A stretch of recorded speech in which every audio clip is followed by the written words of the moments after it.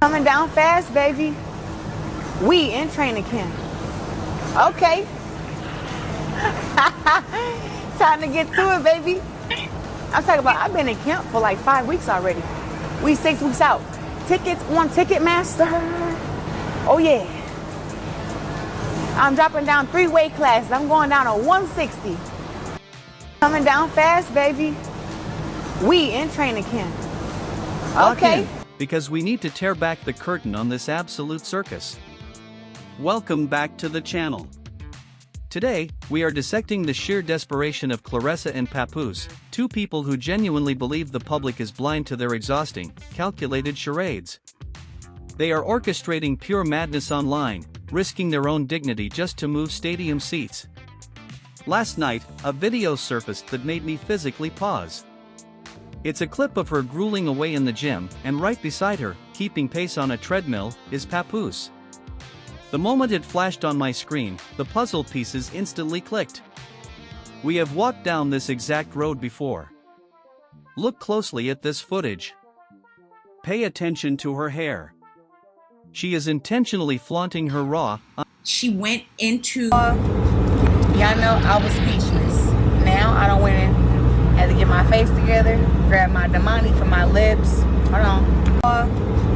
Y'all know I was speechless. Now I don't win it. Had to get my face together, grab my Damani from my lips. Hold on.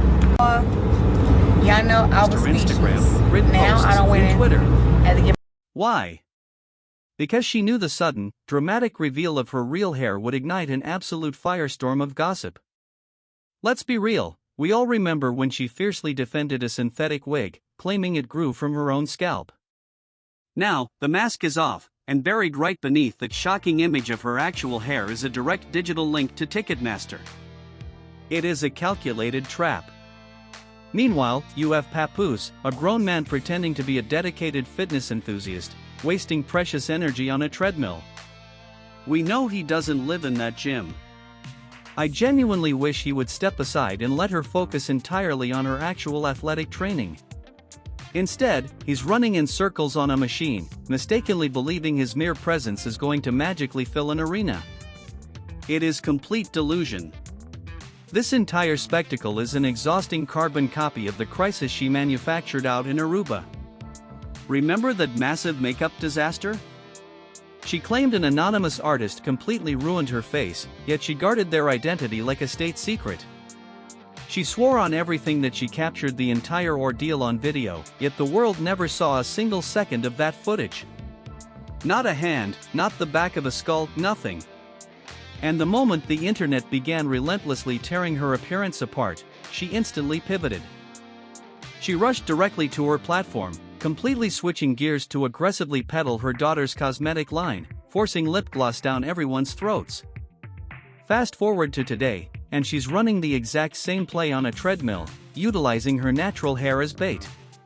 Claressa and Papoose are sitting behind closed doors, mapping out these transparent plots, thinking they are master chess players fooling the masses. They think we don't see right through the strategy, shock the internet with a raw look, watch the blog spread the image like wildfire, and ride that wave of viral outrage straight to the box office. It is thoroughly embarrassing to watch.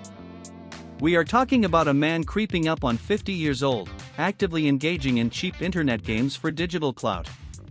Claressa has always normalized this chaotic behavior, but this specific stunt screams desperation. I remain entirely convinced she painted her own face during that Aruba incident. I even exposed older footage of her experimenting with cosmetics where the disastrous end product looked identical. This is a manufactured crisis solely designed to generate revenue. Even as we speak this morning, the media coverage is slow to pick it up, but make no mistake, the trap has been set. She thrives entirely on negative public reaction, exploiting controversy because she lacks the authentic star power to sell out an arena on talent alone. To prove it, I went back and scrutinized the active Ticketmaster seating chart to witness the damage firsthand. What I discovered on that layout is deeply unsettling. Look closely at the official promotional billboard for this match. Kay Scott is completely, undeniably erased from her own event. You search the database, and only Claressa's image and name appear on the screen. K. Scott's existence has been utterly wiped from the ticket portal. Anyone glancing at this webpage would assume this is a solo exhibition, a one-woman show where her opponent is nothing more than an unnamed ghost. It is unprecedented disrespect. Why has K. Scott denied her rightful placement on this marketing asset? Claressa can sit on every media panel and grace every podcast pretending to harbor immense professional reverence for this champion, yet she refuses to grant the woman a single inch of digital real estate on the very platform meant to fund their pockets. When fans log on to financially support this event, her opponent is completely invisible. A harsh reality is that she isn't drawing a single soul to this arena. Aside from herself and her head trainer walking through that curtain, her side of the marquee is a complete ghost town. It forces you to ask the dark question, why has K. Scott been completely wiped from the promotional imagery? Let's dissect the catastrophic state of these live ticket sales. Look at the seating chart mapping out the arena. Every single block of gray stretching across the back of the venue represents dead space sections that have been completely closed off and hidden from the public eye. The sea of dark blue, circling around the center and bleeding heavily toward the right wing, represents an overwhelming amount of unsold, vacant seating. Once again, the only areas showing any signs of life are the exact same 3 premium ringside sections that were locked in early on. There is a small pocket to the right grayed out due to minimal movement, and while a few light blue seats suggest sporadic purchases, the remaining dark blue blocks paint a terrifying picture of total abandonment.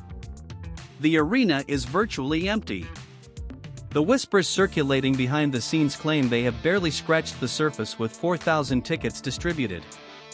She is staring down the impossible barrel of filling an 18,000-seat venue. We aren't even discussing maximum arena capacity here, but the deficit is massive. Yet, despite the cold data, she continues to insult the intelligence of her audience. She parades around pretending to harbor deep professional reverence for K. Scott, while simultaneously denying that very woman a basic thumbnail photo on the official box office page. It is an absolute embarrassment. They need to completely drop this exhausting charade. This erasure is definitive proof that she holds zero respect for her opponent. She doesn't view this woman as a legitimate threat or competition in the slightest, because if she did, their faces would be standing side by side on that promotional banner. But the mainstream media platforms are completely blind to this. She can sit comfortably across from every major interviewer on their panels, and not a single journalist will possess the spine to press her on this blatant disrespect. It is just more precious time wasted. Instead of addressing the bleeding box office, she is actively reposting fan accounts, arrogantly claiming that the world is simply consumed by jealousy over her global fame. It is pure delusion. She has completely confused genuine celebrity status with being notoriously infamous for internet drama. Her alleged star power has granted her absolutely zero leverage where it actually matters. Just look at the exclusive timeline. Michael Rubin just hosted his legendary, ultra-exclusive all-white. I'm just saying. I don't like to gas him too much because these conversations tend to come up in the middle of arguments. No, seriously, because he'd be like, "Oh, you didn't say that the other day when we was over there in the Hot 97 crew." So I have to sparingly give him compliments because he is super gassed. Like, you go on social media and like, Pap, you're the best. Oh my God, I need a guy like Pap Poos who's there for me. And then when we have arguments, this is the biggest hater right here. When we have arguments, he's like, biggest hater. I show you 5 comments in a row right now. She exaggerated. Where someone said, and I'm like, yeah, they didn't just step over your dirty freaking 10 pairs of boxes in the bathroom. They don't see the line of cereal bowls on the dresser. So yeah, of course they're saying that. You see this though? But y'all the same folks who witnessed me out here for years, waving the flag, right? Every time. No, I appreciate it and I love it. But I learned since I've been home a year now. I've learned in that year that I have to sparingly dole out these compliments and agree with you guys. Rosenberg. Oh, so y'all understand? Y'all know what I'm going through. Oh my God. I ain't got to say nothing. First of all, we don't get credit. First of all, that's a lot. But like I said, isn't it amazing how much? I'm just saying. I don't like to gas him too much because these conversations tend to come up. Independence Day celebration out in the Hamptons this past Wednesday. The heavy hitters of the industry were all accounted for. Jake Paul was rubbing shoulders with billionaires, and Fat Joe was firmly cemented in the mix. Meanwhile, Claressa and Papoose were completely nowhere to be found. They are entirely locked out of the elite Hollywood echelons. They do not possess the keys to the inner circles where the true cultural icons reside. They are playing dress up on the periphery. Let's kill the narrative right now. You are not famous, you are merely a trending topic for all the wrong reasons. This entire saga exposes the staggering levels of pettiness and immaturity consuming both Claressa and Papoose. The lack of maturity is jarring. While she is technically the younger party in this dynamic, entering your mid-30s means the clock has run out on playing the naive child. And Papoose, a man fast approaching his 50th year on this earth, sitting behind closed doors plotting cheap digital stunts to manipulate a Ticketmaster algorithm, is deeply tragic. They are literally holding strategic meetings to determine how utilizing a natural hair controversy, a look she previously fabricated, can be weaponized to bait the blogs into posting a ticket link. There is something profoundly fractured in the psychology of this alliance. To prove just how deep this pattern runs with Papoose, I unearthed a telling piece of archival footage that completely shifts the perspective. This is a vintage broadcast from his past media run with Remy over at Hot 97, sitting across from Ebro and the morning crew. Listen very closely to the dynamic as Papoose and Remy begin to break down the reality behind his public persona. This specific broadcast was captured precisely during the peak era of love and hip-hop, roughly a year after Remy had reclaimed her freedom from behind regular bars. They had taken over the studio to discuss her fresh music catalog and build anticipation for the upcoming television season. But the real weight of that interview rests in the chilling moment Remy begins breaking down Papoose's toxic, deep-rooted dependency on internet validation. He is utterly consumed by public opinion, constantly tracking what anonymous users say about his character. It is fascinating to watch the vintage footage now, witnessing the intense, unblinking way he sits there, entirely tracking her jawline while she speaks. The contrast between that man and the person we see today is jarring. Yet, her words from years ago perfectly decode his current erratic behavior, especially now that the public is heavily criticizing him for playing psychological games and wasting precious time with Claressa. Look closely at the footage. The reality Remy exposed is that whenever she grew frustrated with his lack of basic responsibility, like leaving his dirty wardrobe scattered across the floor or abandoning empty cereal dishes all over their bedroom dressers, his immediate defense mechanism was to pull out his phone. He would literally force her to read positive internet comments to counter her real-world frustrations. Back then, the digital space hadn't yet witnessed his darker tendencies, so he was drowning in public praise. He was universally celebrated for being the loyal partner who waited, and you can actually hear him interrupt the interview just to insert that narrative.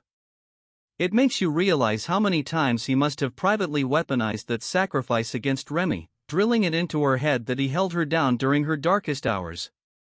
The public fell for the illusion of his unyielding loyalty, but the body language tells a completely different story. It makes it deeply tragic to watch Claressa sit across from major media outlets and fiercely defend this man, completely blind to the fact that his own public statements scream that he does not want to be bound to her. Their high-profile appearance at the BET Awards wasn't born out of genuine affection. It was a calculated corporate play. She desperately needed that visual asset to flaunt in the face of her detractors had she taken home the trophy.